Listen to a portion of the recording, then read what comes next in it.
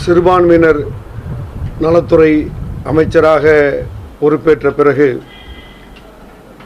மாண்புமிகு தமிழ்நாடு முதலமைச்சர் ஜோசப் விஜய் அவர்களுடைய ஆலோசனையின் பேரிலே மாவட்டந்தோறும் ஆய்வுக் கூட்டங்களை நடத்தி வருகிறோம். அந்த வகையிலே இன்றைய தினம் காலை 11:30 மணி அளவிலே விருதுநகர் மாவட்ட ஆட்சித்தலைவர் அலுவலகத்திலே சிறுபான்மையினர் நலத்துறை ஆய்வுக் கூட்டம் நடைபெற்றது.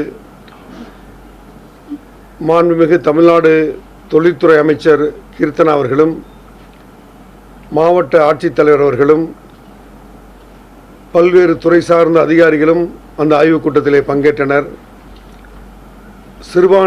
சிறுபான்மையினர் நலம் சார்ந்து அரசு செயல்படுத்தி வரக்கூடிய வளர்ச்சி திட்டங்கள், நலத்திட்டங்கள் போன்றவைகளெல்லாம் சரியான முறையில் சென்று சேர்ந்திருக்கிறதா என்பதை குறித்து ஒரு நீண்ட ஆய்வு செய்ததோடு சுமார் 160 பயனாளிகளுக்கு கல்வி உதவித்தொகை, முதியோர் உதவித்தொகை, தொழில் செய்வதற்கான கருவிகள், உலமாக்கல் நலவாரியத்தின் சார்பிலே அடையாள அட்டை போன்றவைகளெல்லாம் வழங்கக்கூடிய நிகழ்வுகள் சிறப்பான முறையிலே நடந்து முடிந்திருக்கிறது. வரக்கூடிய நிதிநிலை அறிக்கையிலே இந்த துறை சார்ந்து இதற்கு முன்பு ஒதுக்கப்பட்டிருக்கக்கூடிய தொகையை விட எந்தெந்த வகையிலெல்லாம் அதை அதிகப்படுத்தி மக்கள் பயன்படக்கூடிய வகையிலே சிறுபான்மையின மக்கள், குறிப்பாக முஸ்லீம் மற்றும் கிறிஸ்துவ மக்கள் பயன்படக்கூடிய வகையில் திட்டங்களை அறிவிக்கலாம் என்பதை குறித்தும் இன்று அந்த மக்களிடத்திலே ஆய்வு மேற்கொள்ளப்பட்டது.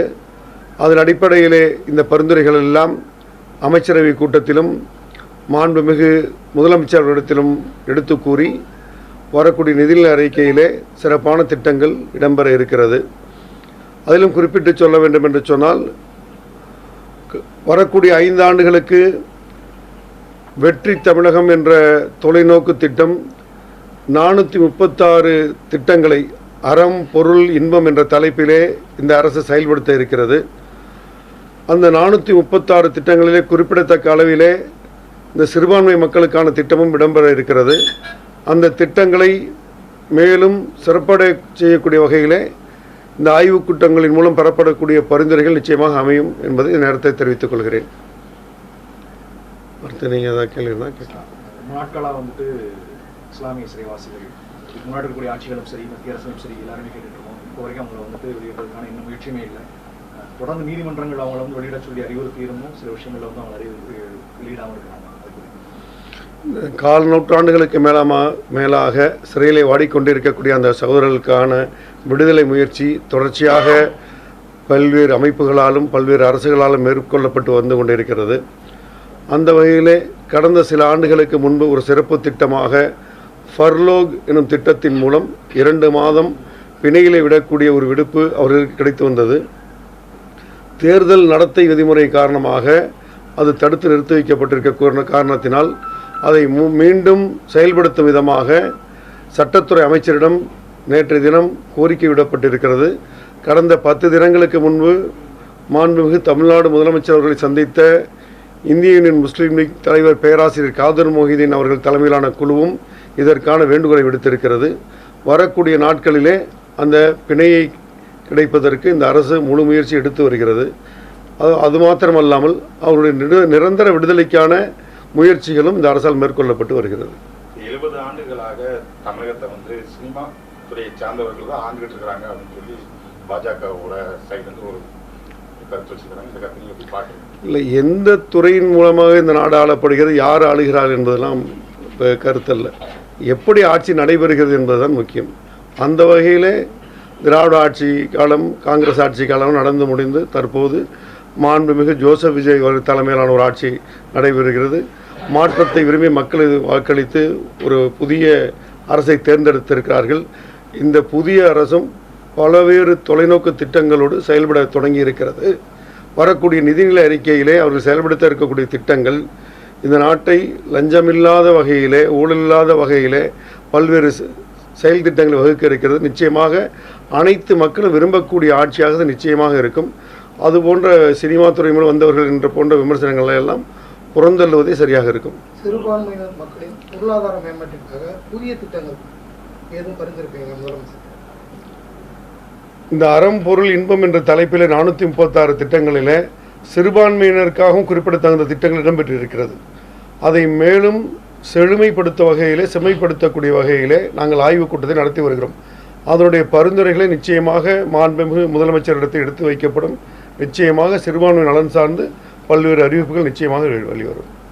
இஸ்லாமியர் 3.5% இடஒதுக்கீடு 7 சதவீதம் இதனால் குறைக்கிறது. இஸ்லாமியர்களுக்கு கலைஞர் ஆட்சியில் தரப்பட்ட 3.5% இடஒதுக்கீட்டை 5% உயர்த்தி தர வேண்டும் என்று இந்திய யூனியன் முஸ்லீம் லீக்கும் தொடர்ச்சியாக குரல் எழுப்பி வந்து கொண்டிருக்கிறது. கடந்த 10 தினங்களுக்கு முன்பு மாண்புமிகு முதலமைச்சர் அவரிடத்தில் இந்த கோரிக்கையை எடுத்து வைத்திருக்கிறோம். அவர்களும் உரிய ஆய்வினை செய்து தேவையான நடவடிக்கைகளை மேற்கொள்வதாக உறுதியளிக்கிறார்கள். வரக்கூடிய காலத்திலே அது நிச்சயமாக உயர்த்தி கிடைக்கும் என்று தினமாக நம்புகிறோம். தலித்திலிருந்து இஸ்லாம் மரணம் வந்து ஷெட்யூல்டு சர்டிஃபிகேட்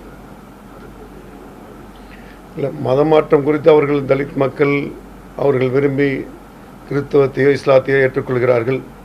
இஸ்லாத்தை ஏற்றவர்களுக்கு அது பிசிஎம் என்ற கேட்டகரிக்கு அவர் வருவதனால் அந்த இடஒதுக்கீட்டில் அவர் இடம்பெறுவதில்லை. கிறிஸ்துவாக மாறுபவர்கள் அதே நிலையில் தொடர வேண்டும் என்று கேட்டுக்கொண்டிருக்கிறார்கள். இது பல்வேறு அரசுகளிலும் இது தொடர்ச்சியாக இந்த கோரிக்கை வைத்துக் கொண்டிருந்தாலும் இது அரசுகள் கொள்கை சார்ந்து முடிவெடுக்க வேண்டும். ஆய்வு செய்து முடிவெடுப்பார்கள். அந்த வேண்டுகோளையும் நமக்கு உரிய முறையில் ஆய்வு செய்யணும். அதில் இருக்கக்கூடிய சாதக பாதகங்களையும் ஆய்வு செய்யணும். அது குறித்து நம்முடைய பரிந்துரைகளையும் முதலமைச்சர் தான் எடுத்து சொன்னோம். மேகதாது வந்துட்டு தொடர்ச்சியாக நமக்கு எட்டியே தீரும் அப்படின்னு சொல்லிட்டு இப்போ புதுசாக இருக்கக்கூடிய சிஎம் வந்து சொல்லியிருக்காங்க, சிவகுமார், கர்நாடக சிஎம். ஸோ அது குறித்து நான் இல்லை, கர்நாடகா பொறுத்தவரை அந்த மாநில மக்களின் நலனை கருத்தில் கொண்டு அவர்கள் பல்வேறு திட்டங்களையும் செயல்பாடையும் அறிவித்துக் கொண்டு தான் இருக்கிறார்கள். தமிழகத்தை பொறுத்தவரை மேகதாது அணையை எந்த விதத்திலும் அனுமதிக்கக்கூடாது என்று வழக்கு தொடுத்து அது நம்முடைய அனுமதி இல்லாமல் நடந்துவிடக்கூடாது என்பதிலே இதற்கு முந்தைய அரசுகளும் உறுதியாக இருந்திருக்கிறது. இப்போது இருக்கக்கூடிய அரசும் அதில் உறுதியாக இருக்கும்.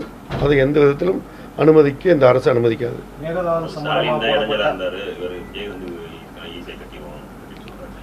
இல்லை, அது அரசியல் ரீதியான கருத்துக்கள் பல வகை சொல்லப்பட்டாலும் இந்த அரசும் அதை அனுமதிக்காமல் இருப்பது என்பது உறுதியாக இருக்கும்.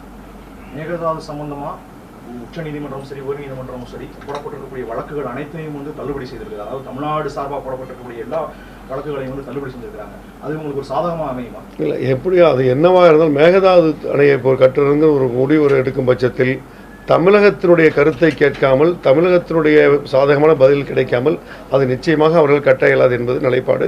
அதில் இந்த அரசு உறுதியாக நிலைத்து நிற்கும். அரசு தவிர்த்து ஐயுஎம்எல் வந்துட்டு இதுக்கான போராட்டங்களை முன்னெடுக்குமா? இல்லை, தமிழகத்து ஒட்டுமொத்த மக்களுடைய நலனை இந்திய முஸ்லீம் லீக்கின் குரலும் அதிலும் நாங்கள் உறுதியாக நிற்போம்.